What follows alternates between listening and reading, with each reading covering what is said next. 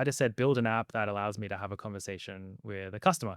Like Yep. that's how simple my prompt is. So you can imagine what the quality would be like if I was prompting properly. So it Nice. generated, Yep. you can see the code, the start popping up on the right Can't hand see here. anything on your screen. Oh, oh, sorry, it's sharing window, is it? Sorry, give me a sec. Oh, is it because I'm in present mode? Stop sharing. Just, yeah, stop it Yeah, and I'll just reshare. by the way, I've got less than 10 minutes, man, so Yeah, cool. I'll I wrap s this up and with this I example. still need to share some stuff. Oh, okay, cool. So I'll quick.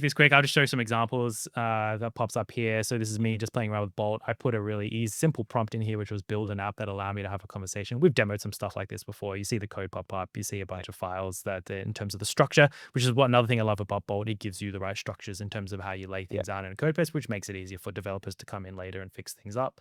And then go to preview, and boom, I've actually got a little chat tool here that I can play around Nice. with. And I just say, "Hi, how are you?"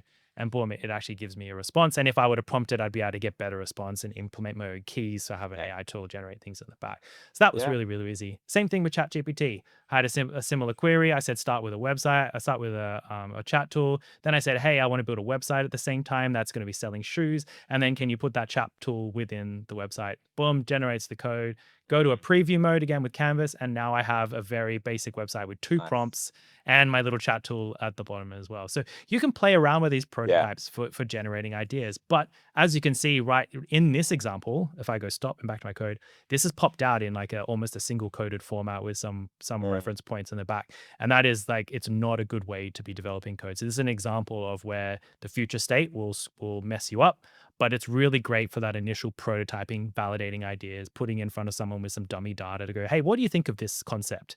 Great, this concept's work. All right, awesome. Let's jump into a tool that's going to allow me to create something with a bit more meaningful real data and start validating with real customers. And that's the difference between that sort of prototype and MVP step as well, but also how these tools can benefit you.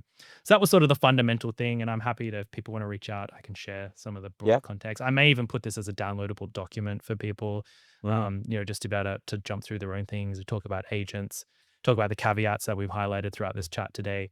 Direct to code as well. That's still going to be very relevant, particularly for accuracy of documents, and other tools like ChatGPT, Leonardo for content and image generation, which I absolutely love. And I won't go into detail on that now. But thinking ahead, super important. So yeah, that was the fundamentals of that.